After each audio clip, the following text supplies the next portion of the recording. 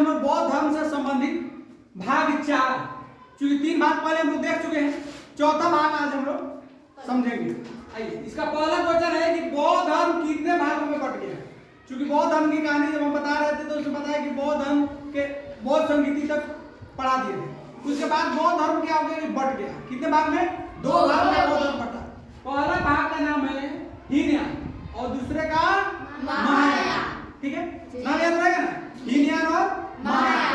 बौद्ध धर्म बाद में 2 भाग में बटा। उसका पहला का नाम हीनयान, दूसरे का महायान। एक है शून्यवाद का सिद्धांत, किसने दिया?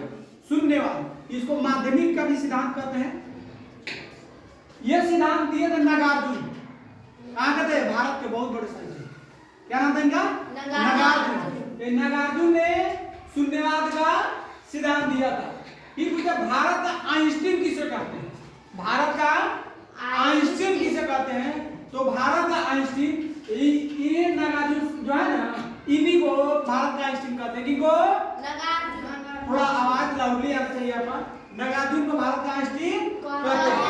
एक बौद्ध धर्म के आरंभिक ग्रंथ, क्योंकि बौद्ध धर्म जब चल रहा था तो उस समय ग्रंथ लिखने की प्रथा थी, फिर ना ग्रंथ लिखा जा रहा था। जो आरंभिक जो ग्रंथ लिखा है, किताब जो आरंभिक ग्रंथ लिखा है, उसको त्रिपिटक कहते हैं। क्या कहते हैं? त्रिपिटक। त्रिपिटक में त्रिपिटक, त्रि माने 3 को, शुद्ध पिटक, विनय पिटक, अभिधम पिटक, 3 है। त्रिपिटक में कितना है? 3 को पिटक है। पहला पिटक का नाम है शुद्ध पिटक, विनय पिटक, अभिधम पिटक। ठीक है जी। बाद में कि बुद्ध के पूर्ववर्ती जन्म की कथा है, मतलब इनको लगता पूर्व जन्म की कथा है। पूर्ववर्ती का मतलब क्या है? पूर्व जन्म की कथा। ये किताब में लिखा हुआ था। उस किताब का नाम था जातक। क्या नाम था? जातक। यानी बौद्ध भगवान बुद्ध की जो पूर्व जन्म की कहानी थी, इसी जातक नाम के पुस्तक में लिखी हुई थी। नेक्स्ट है कि मिलिंद पन्हो, एक बौद्ध ग्रंथ है जिसको नागसेन ने लिखा था। मिलिंद पन्हो, ठीक है, कौन लिखा है? नागसेन। एक लव स्टोरी होती है, बुद्ध चरित्र। एक और बहुत बढ़िया बुक है आपका बुद्ध चरित्र। ये बहुत बड़ा बौद्ध ग्रंथ सब है, ठीक है ना जी। तो बुद्ध चरित्र पूछेगा, बुद्ध चरित्र नामक जो बौद्ध ग्रंथ है, इसको किसने लिखा? तो ऑस्लो घोष ने। किसने लिखा था? किसने लिखा था? ऑस्लो घोष। फिर नेक्स्ट क्वेश्चन है कि प्राचीन काल में, मतलब पुराने समय में बौद्ध धर्म के प्रमुख केंद्र कौन थे? आपसे पूछा जाएगा कि बौद्ध धर्म का प्रमुख केंद्र इनमें से कौन है। तो देखिए, बौद्ध धर्म का 3 को फेमस जगह है, जिसमें नालंदा का सबसे टॉप क्लास का था। नालंदा, आपको जब नालंदा पढ़ा रहे थे तो उसमें बताया कि कुमारगुप्त इनका स्थापना किए। तो बौद्ध धर्म का शिक्षा दीक्षा इस नालंदा में होता था। यहाँ चीन से लोग पढ़ने के लिए आता था। भले आज बहुत हो गया, आज का बहुत पहले ही वक्त आता कि इसको जला करके राख कर दिया। तो नालंदा है। दूसरा बल्लभी है, गुजरात में पड़ता है कि वो जगह है। एक विक्रमशिला, विक्रमशिला आपका दरभंगा है, दरभंगा में विक्रमशिला है।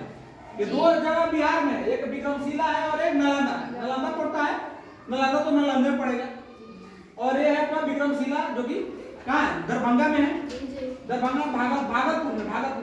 और ये बल्लभी है जो कि गुजरात में। 3 जगह पे याद रखिएगा जो कि बौद्ध धर्म का प्रमुख केंद्र रहा है, ठीक है। नेक्स्ट क्वेश्चन है कि किनको एशिया का ज्योतिपुंज? एशिया का ज्योतिपुंज। ज्योतिपुंज कहने का मतलब लाइट। उसको इंग्लिश में कहते हैं लाइट ऑफ एशिया। किसे कहा जाता है? Light of Asia. Gautam Buddha को लाइट ऑफ एशिया कहा जाता है, ठीक है। नेक्स्ट सवाल है कि भगवान बुद्ध की मृत्यु कब और कहां हो गई? अब देखिए, इनके एक शिष्य थे, चुंग नाम था उनका, चुंग। तो प्रसाद में शायद कुछ मिलाया हुआ था कि क्या था। पावापुरी में गए थे अपने शिष्य के यहाँ, खिलाया कुछ शकरकंद या शुकरकंद कुछ बताता है लोग कि वो प्रसाद ग्रहण किए। पावापुरी से वो चल दिए। पावापुरी है इधर नालंदा साइड। उसके बाद में कुशीनगर एक जगह है, कुशीनगर, जिसको आज के डेट में कुशीनगर कहते हैं। कुशीनगर मल्ल की राजधानी हुआ करती थी उस समय कुशीनगर। इसी कुशीनगर में आए, उधर से प्रसाद खा लिया था तो तुरंत नहीं मरे। जब वहां से यहाँ आए उसके बाद में चूंकि जहर पूरा शरीर में फैल गया था बाद में, ठीक है।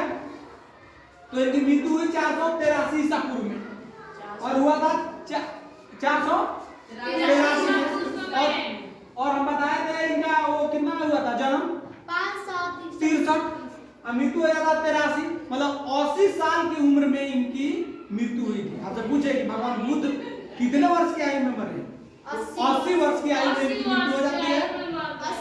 80 वर्ष की आयु में भगवान बुद्ध की मृत्यु की घटना को क्या कहते हैं? चूंकि जब ज्ञान की प्राप्ति हुई, महापरिनिर्वाण,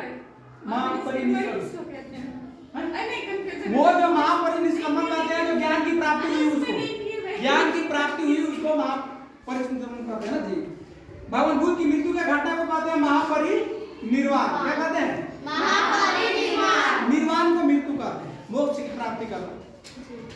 नेक्स्ट क्वेश्चन है कि भगवान बुद्ध ने अपना को अंतिम उपदेश किसको दिया? चूंकि उखा लिया था तो उनके शरीर में जहर फैल रहा, तबीयत अचानक बिगड़ती जा रही थी, तो अतिसार नाम के साथ कोई रोग था, वही हुआ था। तो उनका एक शिष्य था सुबध, तो सुबध लेटा हुआ था लेकर के उनको, तो उन्हीं को अपना उपदेश दिए थे लास्ट में। लगता है कि मरे समय इनको क्या बोले थे, तो वही उनका चेला था सुबध, उन्हीं को लास्ट उपदेश दिए थे। जो आदमी जानता है कि मरने वाले हैं तो कुछ कहता नहीं कि बउआ ये काम ना करिए वो काम करिए, उसी समय अपना लास्ट उपदेश किनको दिए थे? सुबध को। सुबध, ठीक है, व्यक्ति का नाम है। भगवान बुद्ध ने सर्वाधिक उपदेश कहाँ दिए? आपको बताया कि सबसे पहला उपदेश दिए थे सारनाथ में। कहाँ पर था सारनाथ? उत्तर प्रदेश के वाराणसी में। तो सबसे पहले वो वहां दिए, और सबसे ज्यादा बार उपदेश दिए थे श्रावस्ती में। कल बोले थे कि कौशल प्रदेश जो था उस समय राज्य था कौशल, उसकी राजधानी हुआ करती थी श्रावस्ती। इसी श्रावस्ती में सबसे ज्यादा बार उपदेश दिए थे। ठीक है जी, क्लियर है ना जी? पहला लास्ट याद रहेगा ना? पूछेगा पहला कब दिया, सबसे ज्यादा बार कब दिया, सबसे लास्ट में किसको दिया? तो सबसे लास्ट में सुबह को दिए मरते समय जी। सबसे पहले बार सारनाथ, सबसे ज्यादा बार श्रावस्ती। ठीक है, कोई दिक्कत नहीं, दिक्कत होना चाहिए। अब है कि नालंदा विश्वविद्यालय की स्थापना किसने किया? आपको छठा क्लास में भी पढ़ना है। नालंदा विश्वविद्यालय की स्थापना किसने कराया? तो गुप्त वंश के एक शासक थे, उनका नाम था कुमार गुप्त। क्या नाम था? प्रथम ने गुप्त क्या बोलते हैं नालंदा विश्वविद्यालय की स्थापना की। लास्ट क्वेश्चन है कि विश्व का सबसे ऊंचा कहा जाने वाला विश्व शांति स्तूप जो घूमने जाता है, स्कूल में कभी कभी होता है तो जाता है, तो विश्व का जो शांति स्तूप है जो सबसे ऊंचा 400 मीटर या 400 फीट 400 मीटर है ऊंचाई पर स्थित है, ये राजगीर में। कहाँ है? राजगीर। ये बौद्ध धर्म का कहानी लगभग यहाँ खत्म है। कल से हम लोग जैन धर्म के बारे में पढ़ेंगे। चलिए बंद करते हैं।